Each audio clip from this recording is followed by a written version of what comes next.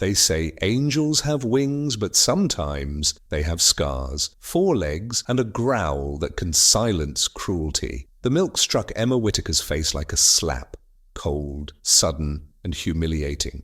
Time slowed as the white liquid streamed from her honey-blonde hair onto her favorite pink backpack, warping her world into a blur of laughter and shame. Crybaby Emma needs a bottle. Carter Briggs's voice tore through the afternoon. Like a blade, his hyena pack, Tessa Malone and Jake Freeman, circling her like sharks howling with glee. Emma's knees hit the pavement, tears blending with milk as she scrambled to gather her scattered books.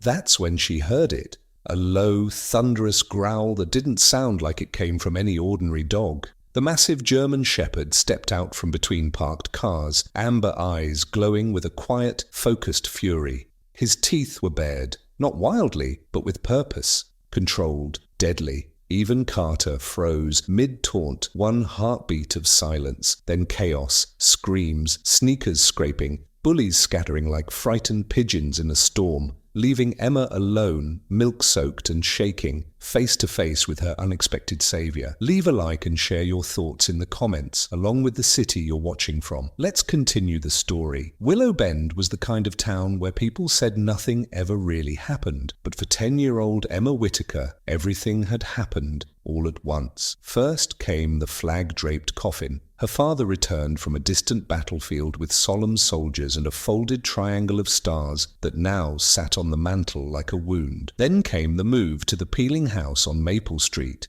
the one with cracked windows and groaning floors. Her mother, Margaret, apologized every time they stepped inside. "It's just temporary, honey," Margaret would say, though they both knew that temporary had lasted 2 years now. 2 years of Margaret working back-to-back shifts at the county hospital, her nurse's scrubs soaked with antiseptic and exhaustion. 2 years of Emma packing her own lunches, walking herself to school, and trying to stay invisible enough to avoid Carter Briggs and his pack. Carter was 13, son of Wendell Briggs, who practically owned Willow Bend and never let anyone forget it. Carter had his father's jawline and his arrogance. He gathered followers like trophies, kids like Tessa and Jake, who followed close behind, laughing at his jokes and ready to turn mean whenever he pointed. Lately, his favorite target had been Emma. Next door to the Whittakers lived Mrs. Irene Langley, 78, and widowed longer than Emma had been alive. A retired third-grade teacher, she still kept butterscotch candies in her sweater pockets and wore her hair in the same bun she had in 1965. She sat on her porch swing daily, eyes soft but observant. Principal Monroe ran Willow Bend Elementary with an iron tie and a political smile. When Margaret brought up Carter's bullying, he'd brushed it off as normal childhood conflict and suggested Emma just needed to toughen up. And then there was Valor, though Emma didn't know his name yet. The scarred German shepherd who had materialized from nowhere that milk-soaked afternoon. His coat, once glorious, was patchy now. A jagged scar ran from his ear down his cheek. But his eyes, those eyes seemed to understand what it meant to be lost. 6 months earlier, on a rain-slick November night, K9 Officer Valor had performed perfectly. He tracked the scent through the abandoned warehouse just like he was trained to do, alerting his handler, Officer Daniel Reyes, to the drugs and armed suspects inside. What happened next replayed in Valor's mind like a broken record. Gunfire, chaos, Daniel pushing him aside, taking the bullet meant for him, the smell of blood, the weight of loss, and then Valor standing vigil over his fallen handler, refusing to let the paramedics approach until Officer Carla Hughes gently pulled him away. "He's not responding to new handlers," someone had said 3 weeks later. At the K9 facility, too traumatized, aggressive with anyone who tries to pair him. "Shame," another voice muttered. 7 years, 3 commendations. But if he can't be reassigned, department policy's clear, schedule it for Friday. But Maya, the overnight kennel worker, whose brother once trained with Officer Reyes, couldn't bear it. On Thursday night, she quietly left Valor's kennel unlocked, and the back gate too. By dawn, the decorated canine was gone, vanished into the streets of Willow Bend, becoming little more than a rumor. Animal control caught glimpses, but no one ever caught him. For 6 months, Valor survived on instinct and training. He learned which dumpsters filled on what nights, which neighborhoods left food out, which humans ignored him, and which ones might call the pound. He slept in the drainage tunnel beneath Carter Park, coming out only at dusk and dawn when the town was quieter. That's where he was, half asleep when he heard it, a sound that cut sharper than sirens, a child crying. It struck something deep within him, something primal, something trained, protect the innocent, serve those in need. He rose from his den, tracking the sound until he spotted them. 3 kids circling one smaller girl, postures sharp, eyes cruel. The milk had already been poured when Valor emerged from behind the cars. His body shifted into his police stance, eyes steady. He didn't bark. Barking was for warning. This question mark. This was for action. His growl was low and purposeful, the kind that had stopped drug dealers cold. And just like that, the bullies vanished, fear overtaking cruelty. Only the girl remained, kneeling among her soaked books, tear-streaked and stunned. Her voice trembled. "Thank you." Valor approached cautiously, trained to calm victims.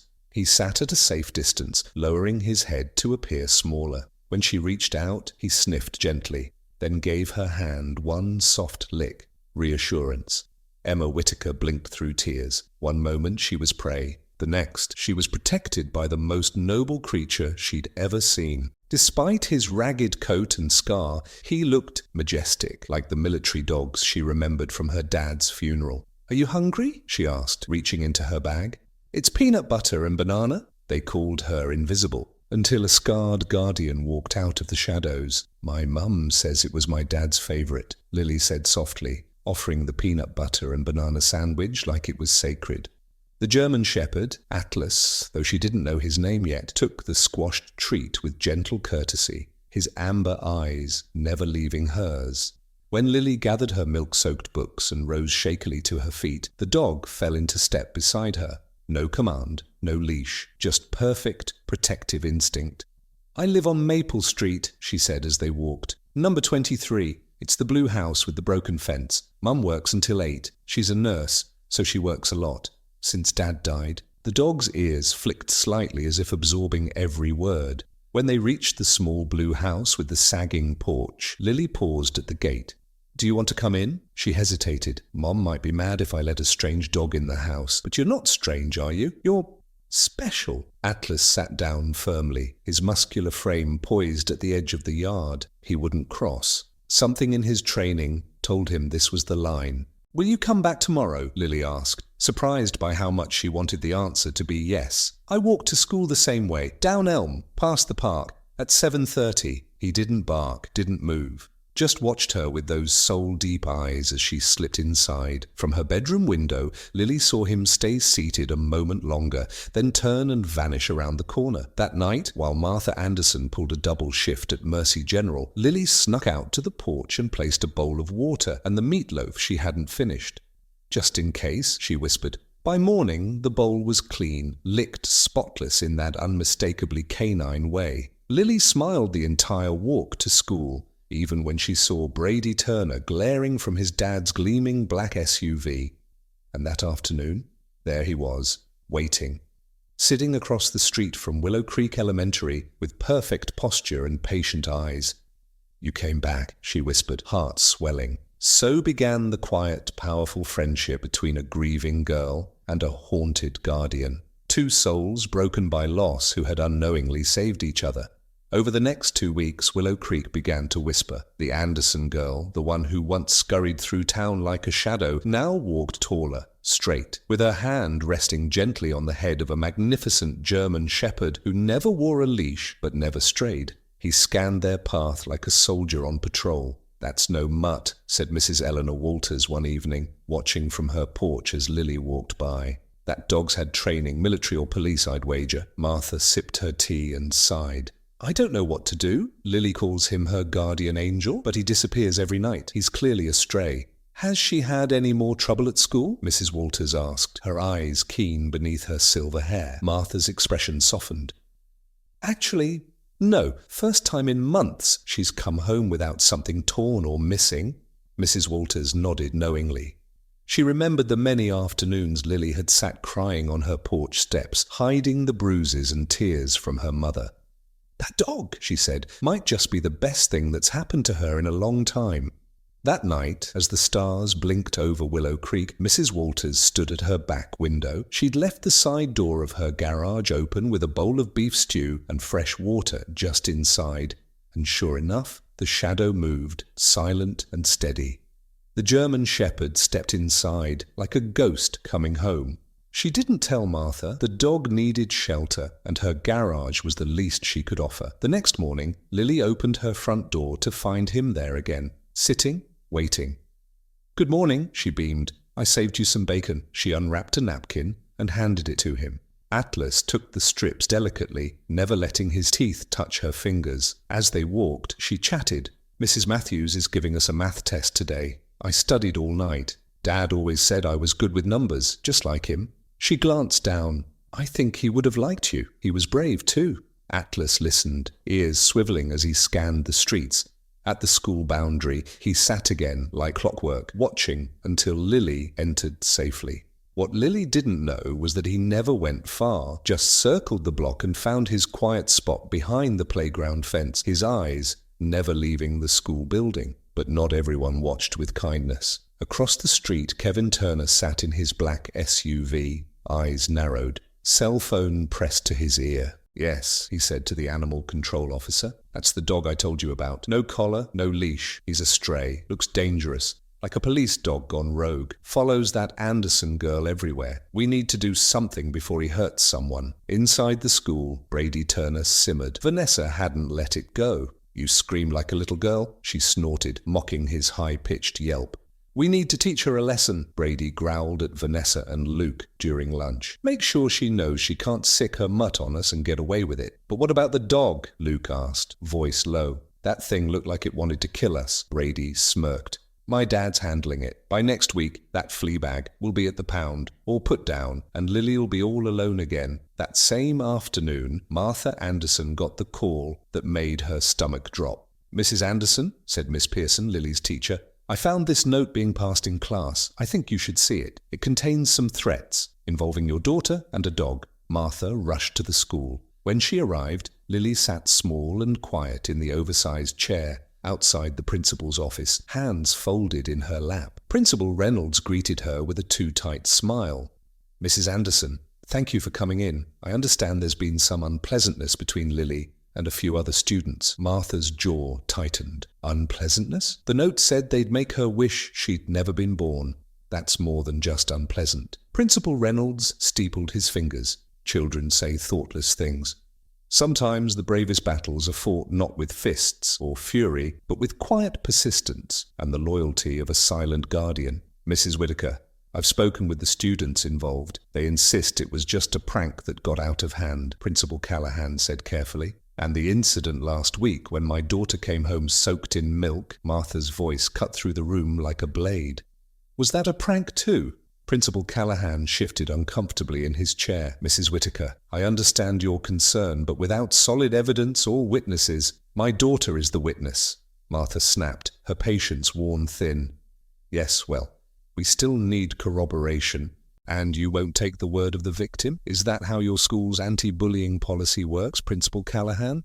He sighed and glanced at his watch. "I have a school board meeting in 20 minutes. As you know, Mr. Harmon is the chairman. I assure you, we take these matters seriously, but without clear—" Martha stood abruptly and took Lily's hand. "We'll be going now, but this conversation isn't over." As they exited the school, Martha burned with frustration. She'd been waging this battle for months, constantly running into the invisible shield of privilege that seemed to surround Brandon Harmon and his little gang. The principal's not-so-subtle reference to Kevin Harmon's position on the school board was a clear warning. This would be swept under the rug like every other time. "Mom," Lily whispered, tugging on her hand, "he's waiting." Martha looked up. At the edge of the school grounds, the German shepherd sat calmly, alert, his amber eyes scanning the horizon. There was no mistaking his discipline. He wasn't just some stray. The way he held himself, the silent focus in his gaze, and the small tattoo in his ear told a different story. For the first time, Martha saw what Mrs. Talbot had seen, and something shifted in her. She watched as Lily approached the dog and gently placed a hand on his head. The fear that had lingered for months, the shadow that had dulled her daughter's light, faded. In its place bloomed a quiet confidence Martha hadn't seen since before her husband's funeral.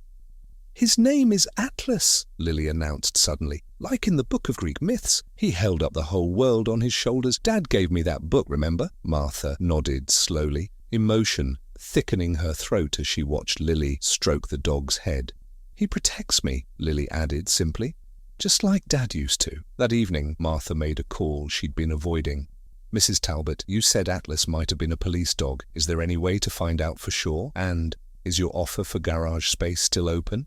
I think we need to make some more permanent arrangements for our four-legged guardian." Across town, Officer Daniel Reyes was flipping through reports when a call came in. A large German shepherd had been spotted near Willow Hollow Elementary again. The dispatcher's description triggered a memory.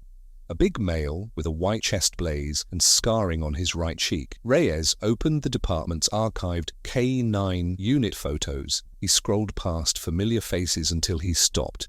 There it was, Officer Garrett Miller, standing proudly with his partner, a strong, regal German shepherd named Atlas. "Well, I'll be damned," Reyes whispered. "You're still alive." As May melted into June, change stirred quietly through Willow Hollow. Most noticeable was Lily Whittaker herself. She no longer stared at the pavement or rushed through town. She walked taller now, side by side with her loyal shadow. Atlas had become a familiar sight. Each morning he waited at the school boundary. Each afternoon he sat outside the grocery store while Martha shopped. In the evenings he did his patrols, circling the Whittaker house like it was his assigned post, before vanishing into the darkness. "That dog's got military bearing," remarked Mr. Granger, the veteran who ran the hardware store, as Atlas passed by. "Just like the K9s we had in Nam. They don't make 'em like that anymore." Mrs. Talbot had become Atlas's unofficial press agent. Her porch was a hub of summer gossip, where she patiently explained to skeptical neighbors that the dog was no stray. "He's trained, smart as a whip, sleeps in my garage like he owns the place, doesn't bark, doesn't chew. Better manners than most children I taught." Martha didn't care what the neighbors thought, because Lily had started smiling again. Not the tight, forced smile she wore after the military chaplain delivered the news 2 years ago. Real smiles, full of life.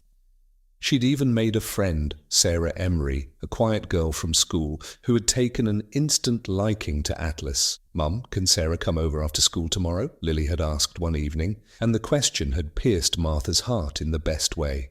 "Of course she can, sweetheart. I'll make cookies." The girls had spent hours in the backyard, giggling as they taught Atlas how to shake paws and high-five. He performed their tricks with calm dignity, the stoic protector humouring his charges in exchange for laughter and affection. But not all was well. Martha's finances were a tightrope act. The rent was rising, hospital bills still loomed from her husband's final days, and her part-time hours at the clinic weren't enough.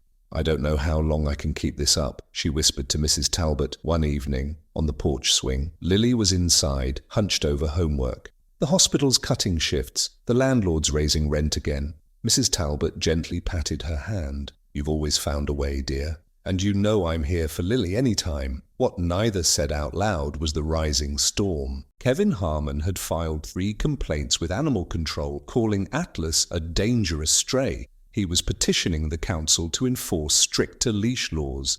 "That man's got a burr under his saddle," Mrs. Talbot had muttered, like he can't stand that his son got shown up by a dog. Meanwhile, Officer Reyes had started his own quiet investigation. He patrolled past Willow Hollow Elementary, watching, hoping. And then he saw him. There was no doubt. It was Atlas, waiting at the school boundary like a sentry, his gaze sweeping the horizon, every muscle poised but calm. Reyes parked across the street and watched. "You really made it, boy," he whispered. He remembered the night Officer Miller died, how Atlas wouldn't leave his partner's body, how they tried reassigning him, But he wouldn't work with another handler. Then, before his scheduled euthanasia, Atlas vanished. The search didn't last long. No leads, no trace. Technically, Atlas was still department property, a trained asset. But watching him now, tailing a small blonde girl home from school, Reyes saw something else. A mission, a purpose. "Guess you found a new partner," he murmured. Back at the station, Reyes opened the file and confirmed what he already knew. Atlas had slipped away the night before his euthanasia appointment. No one had seen him again. Until now. As summer deepened, the dynamic between Brandon Harmon and Lily shifted. The open bullying had stopped. Atlas made sure of that. Brandon stuck to muttered insults and dirty looks. But there was something else, a flicker of curiosity. Brandon had grown up around expensive, purebred dogs, prized trophies his father bought and ignored, but Atlas was different, sharp, powerful, commanding respect. That curiosity led to an unexpected meeting. Brandon had been slacking off in the library, hiding in the back rows when he spotted Lily, cross-legged, reading a thick hardcover. "Famous police dogs," he read aloud. She startled, head snapping up. "What do you want?" she asked warily. Brandon hesitated, caught off guard by her calm stare. "Nothing," he muttered. "Just saw what you were reading. Sometimes the ones we think need saving are the ones saving us all along." He hesitated, then added, "That dog of yours, it's a police dog, isn't it?" Something like pride flickered across Tessa's face. "His name is Ranger, and yes, I think he was. Mrs. Avery says he has police training. How'd you get him?" "I didn't get him," she said, closing the book and clutching it to her chest. "He found me. When I needed help, he was there." There was something in her simple statement that made Mason feel suddenly ashamed, though he couldn't quite say why. Before he could respond, Tessa slipped past him and disappeared into the maze of shelves. That evening, for the first time, Mason questioned his father about the campaign against the stray dog. "Why do you care so much about getting rid of that German Shepherd?" "Dad, it's just a dog." Eric Sullivan looked up from his laptop, his expression hardening. "That, just a dog, is a menace. Mason, it's aggressive, uncontrolled, probably diseased. What if it attacks someone? What if it attacks you?" "It doesn't seem aggressive," Mason said slowly. "It just protects Tessa." Eric's eyes narrowed. "Since when are you so concerned about Tessa Anderson? I thought you couldn't stand that girl." Mason shrugged, suddenly regretting that he'd brought it up. "I'm not. I just don't see what the big deal is about the dog." "The big deal," Eric said, his voice sliding into that cold, condescending tone he used whenever Mason disappointed him, "is that we have rules and standards in this town. That dog is a stray. No vaccinations, no license, no leash, and no business being around children. Period." Mason nodded automatically, knowing better than to argue when his father took that tone. But something about the conversation left him uneasy, especially when he remembered how his father had responded after Mrs. Anderson tried to report his bullying to the school board. "Kids need to work these things out themselves," Eric had said dismissively,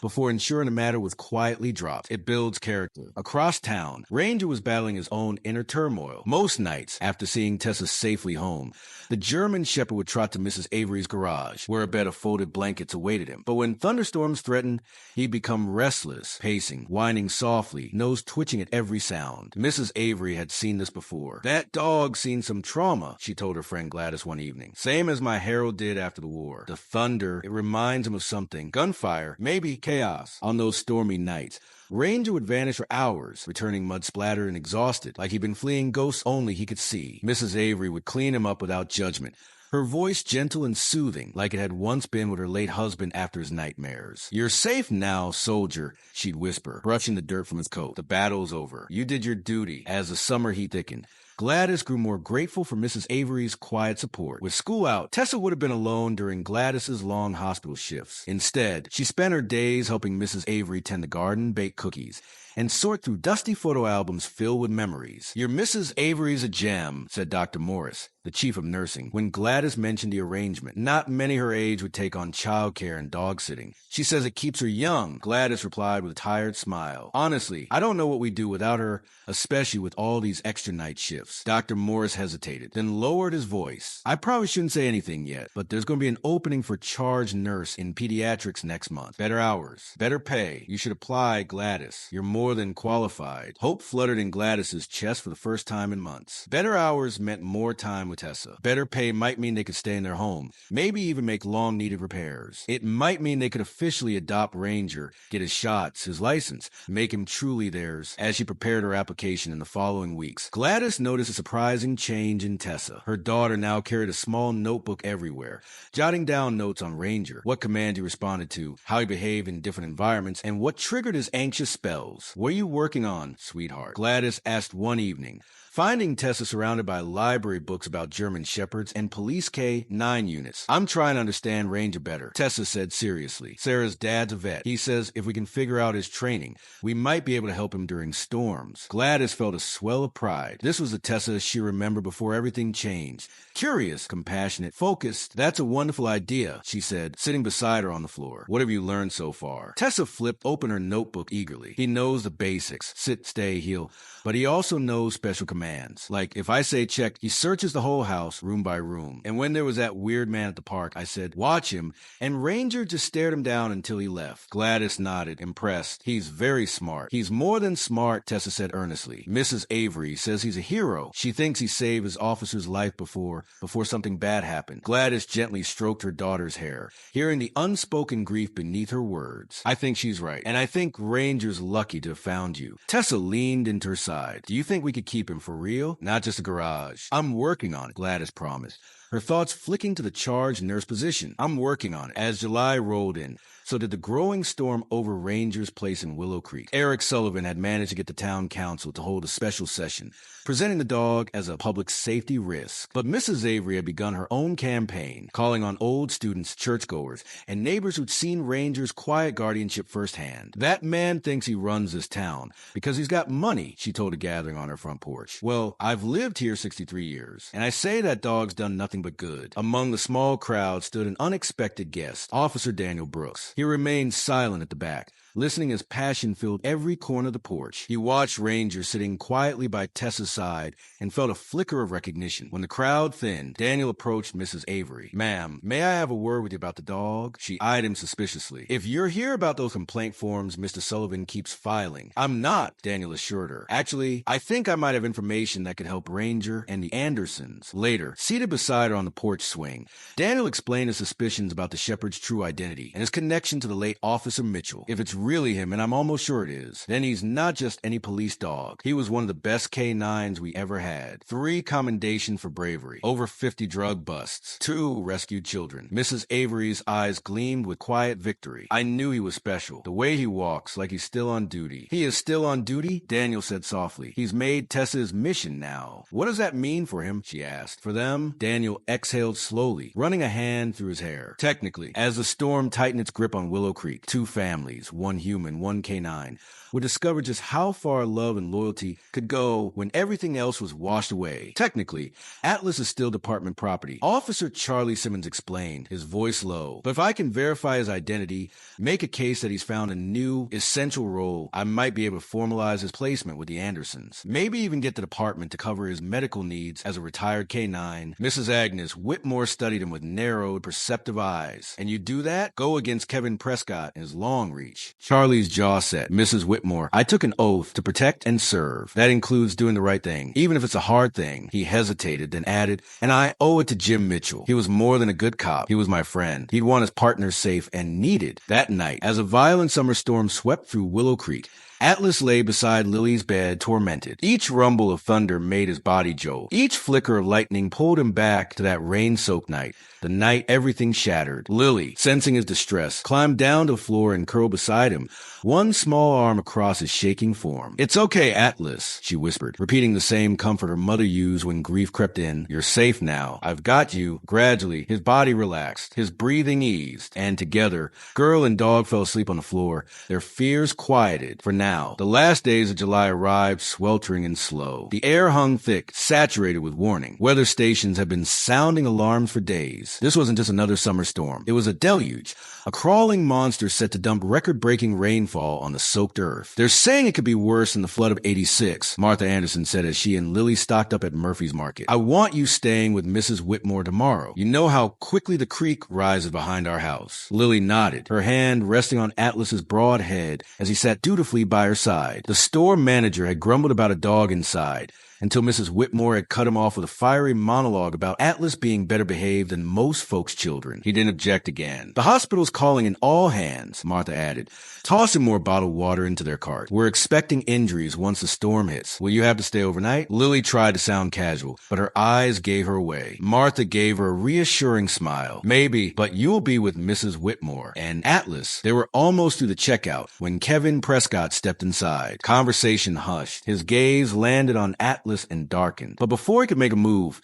the elderly cashier called out, "You be safe out there tomorrow, honey," as she bagged Martha's items. "My knees are aching like a freight train. Storm's gonna be a doozy. We'll be careful." "Thanks, Mrs. Jennings," Martha replied. Outside, Lily glanced over her shoulder. Prescott was on his phone, glaring, lips pressed thin. "Mom," she said softly, "I think Mr. Prescott is calling someone about Atlas again." Martha exhaled sharply, loading groceries into their battered sedan. "Let him. Officer Simmons thinks he has a legal angle to protect Atlas. We just have to hang in a little longer." That night, the rain came in whispers. By morning, it was a steady roar. At 5 a.m., Martha left for the hospital, navigating streets already slick with pooling water. Lily packed a bag and made a quick dash through the rain to Mrs. Whitmore's next door, Atlas at her side. "Child, you're drenched," Mrs. Whitmore said, handing Lily a towel as Atlas shook water across the porch. "This weather's worse than a possum in a hornet's nest. You're staying here. Your house is far too close to that creek." By noon, the radio cut into music with emergency bulletins. The creek that snaked through town had burst its banks, and people in low-lying areas were urged to evacuate to the high school. "Should we go?" Lily asked,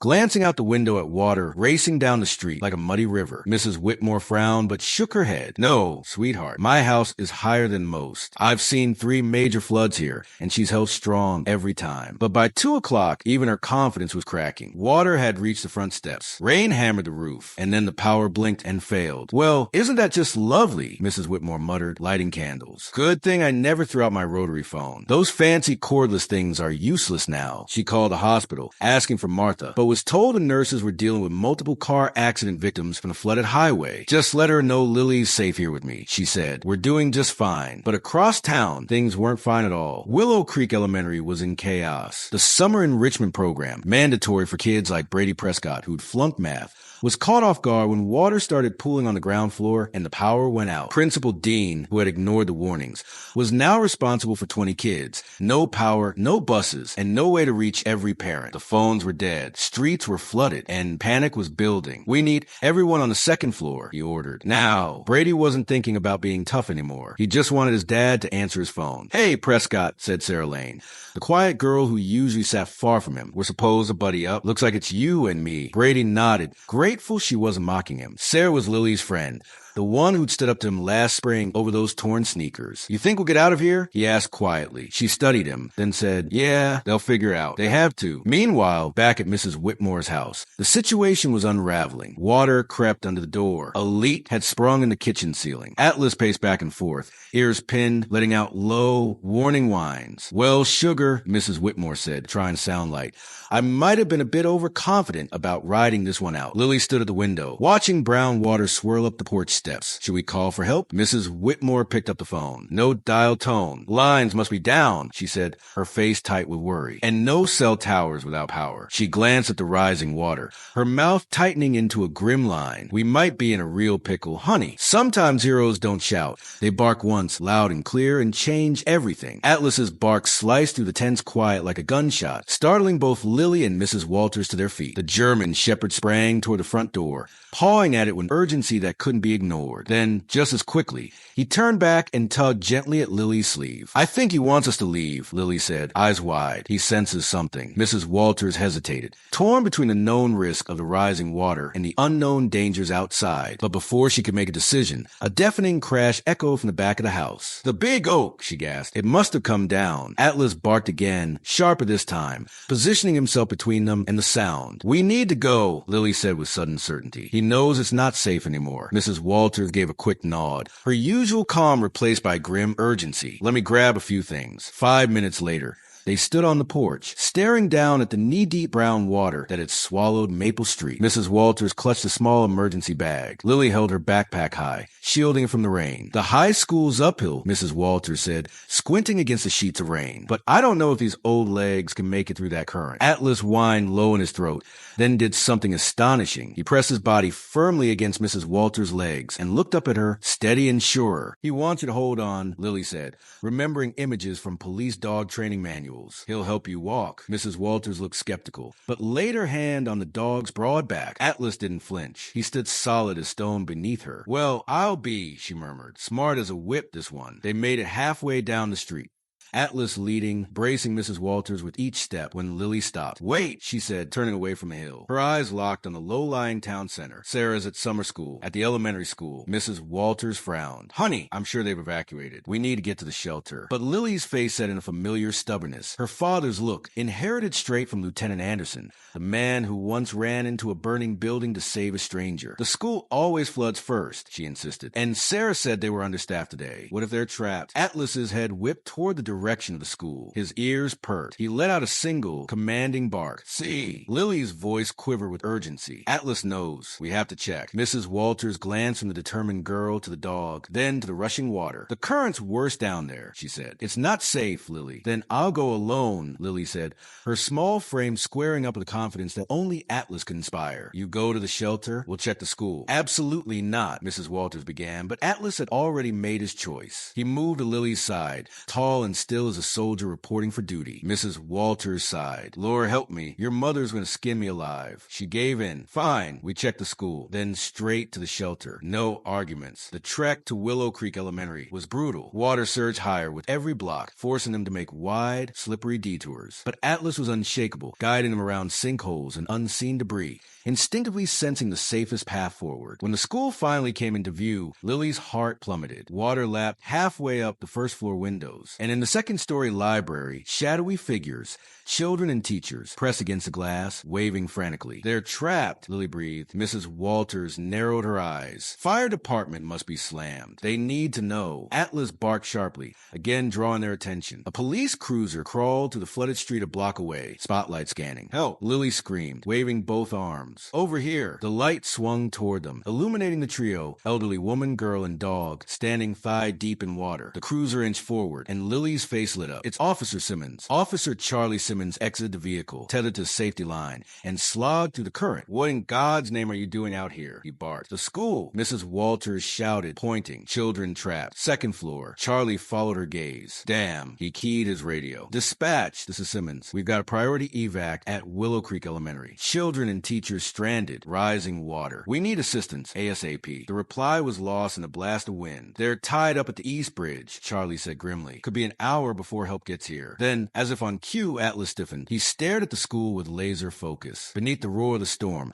a new sound groaned from the building. With under pressure, metal creaking. Structures compromised. Charlie muttered. We've got to move fast. What do we do? Lily asked, fear eclipsing everything else. Sarah's in there. Charlie looked at the school, then back at his cruiser. I've got flotation gear, but not enough for everyone. That's when Atlas lunged forward. Without hesitation, he plunged into the deeper water, paddling hard toward a side entrance, one just barely above the rising flood line. Atlas! Lily cried, ready to chase him. Charlie grabbed her arm. Wait, watch. They did. The dog reached the door, rose on his hind legs, and pushed the handle with one paw. The door opened. He opened it. Mrs. Walters gasped. He opened the door. He's searching for an escape route, Charlie said, voice tight with awe. He's not just any K9. That dog's search and rescue trained. One of the best. Inside the school, the second-floor library was a quiet chaos. Teachers kept children clustered together, trying to calm rising panic. Water lapped the stairwell outside. What was that? Sarah asked, turning toward the hallway. Then everyone heard it pause on wet tile. A sharp bark. A dog, one teacher said. Brady Turner moved first. He swung the door open and froze. A soaking wet German shepherd stood in the hallway, steam rising from his drenched coat. He barked again, then turned and trotted down the hallway, pausing to look back. It's Atlas, Brady said, stunned. Lily's dog. He wants us to follow him, Sarah whispered. And they did. Over here, Sarah shouted, pushing past Jonah as Atlas led the group through the shadowy, echoing hallways. The lights had failed long ago, and every step echoed with tension, but the German shepherd moved with unshakable certainty, guiding them toward the eastern stairwell, the one farthest from where the water had breached the building. The first floor was completely submerged, but Atlas had found something no one else would have thought of: a maintenance access door leading to a slightly raised loading dock. The water there was chest deep for the children, terrifying but survivable. Outside, Officer Connor Hayes had driven his cruiser as close to the school as possible and inflated the emergency rafts. His heart nearly burst with relief when Atlas appeared, soaking wet and resolute, guiding the first children out one by one. "That's it," Connor called out, voice rising over the storm. He found the exit. "Follow him." Mrs. Whitmore and Lily stood knee-deep in the current, helping the children into the rafts as fast as they could. Each one lashed the cruiser by rope. Atlas moved beside them tirelessly, swimming back and forth as though keeping count of every life. Jonah was near the end, steadying a sobbing second grader as he guided him through the water. When he reached the raft where Lily was crouched, helping someone else climb aboard, their eyes met. "Your dog!" Jonah's voice was raw. "He saved us." Lily didn't speak. Her throat tightened. She only nodded. Atlas didn't need thanks. He never had. Just as the last child was secured, a deafening crack tore through the air. A section of the school's facade collapsed into the floodwaters, sending a massive wave barreling toward them. "Get back!" Connor shouted, but it was too late. The wave slammed into the raft where Lily stood, flipping it and hurling her into the churning water. "Lily!" Mrs. Whitmore screamed. In a flash, Atlas dove. The world was chaos. Surging water, screams, wind. Connor scrambled to hold the ropes and steady the remaining raft, eyes darting through the rain. And then, there, Atlas broke the surface. Lily's shirt held firmly between his jaws, her face gasping for air. The shepherd swam hard, determined, dragging her towards shore with strength that seemed impossible for his thin, battered frame. Dr. Mercer nodded slightly. "It's admirable you're advocating for her now. There's one more thing," Kevin added. "The Turner Foundation will match any salary increase with a grant dedicated to covering Atlas's long-term medical expenses." Dr. Mercer blinked, clearly surprised. "That's unusually generous. My son bullied Lily Whittaker for months. I knew, and I looked away. Worse, I used my influence to shield him. I'm trying to make it right. It's what my wife would have wanted." 5 days after the flood, a town hall meeting convened at the high school gym. The bleachers were full. Neighbors, business owners, parents, all searching for guidance. FEMA reps stood ready with clipboards. The mayor addressed the crowd, reviewing plans for debris removal, insurance coordination, and infrastructure repair. Midway through the presentation, the doors opened. Chief Donovan and Officer Sullivan entered, walking side by side toward the front. The murmurs died as they approached the microphone. "Excuse me, Mayor," Donovan said. "There's one matter the department would like to address before we continue." The mayor stepped aside, curiosity etched into his face.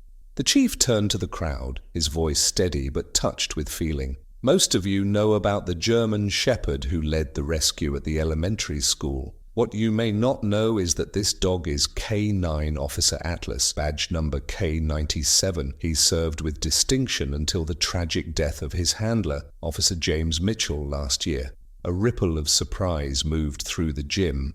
Atlas disappeared from our K9 facility shortly after. Until last week, we believed him lost. In truth, he found his way here, to Willow Creek, and took it upon himself to watch over one of our youngest residents, Lily Whittaker.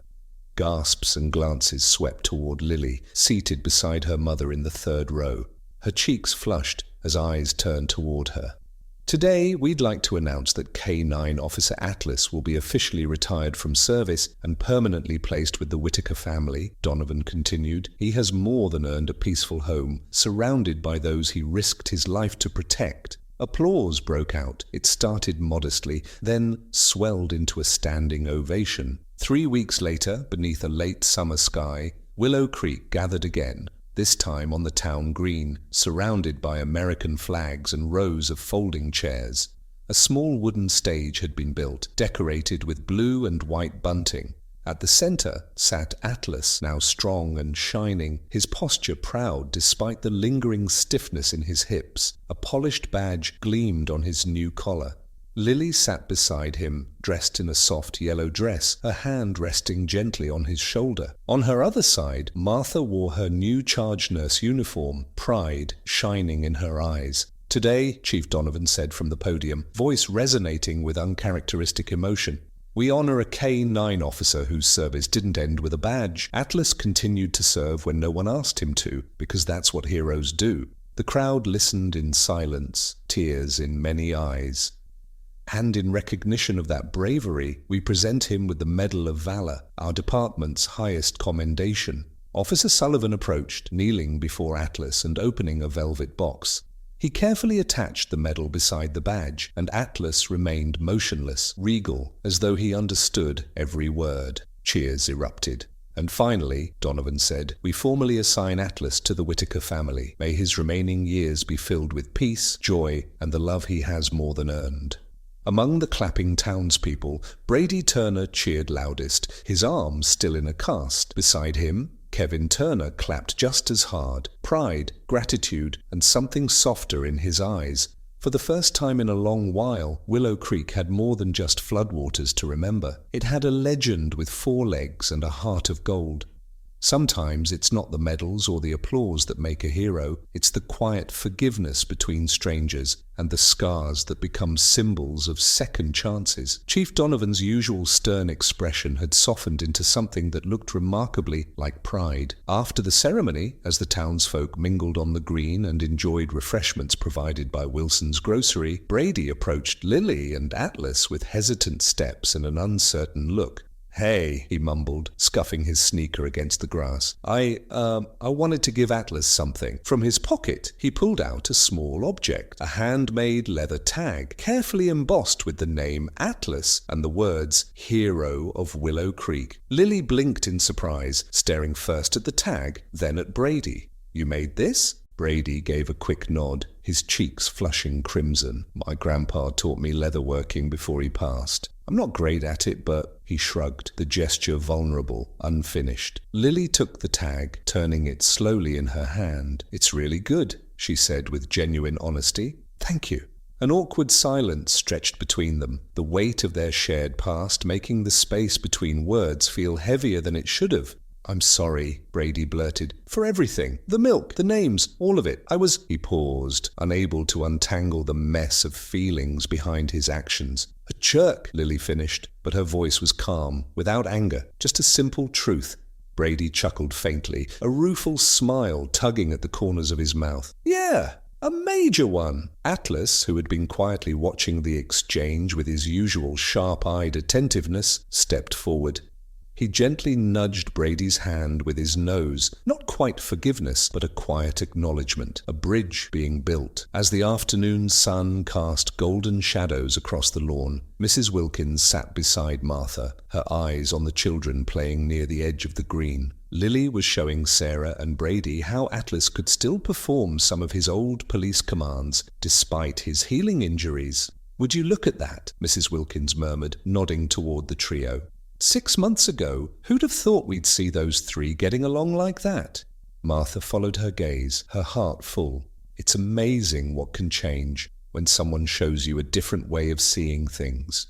Mrs. Wilkins gave Martha's hand a gentle pat. Her weathered fingers were firm, yet tender. That's what Atlas did. He showed this town what really matters. Not rules, not appearances, not who has the most influence, but courage, loyalty, and doing what's right, even when it's hard. As if sensing his name, Atlas lifted his head from where he lay near the kids. His amber eyes found Martha's across the lawn.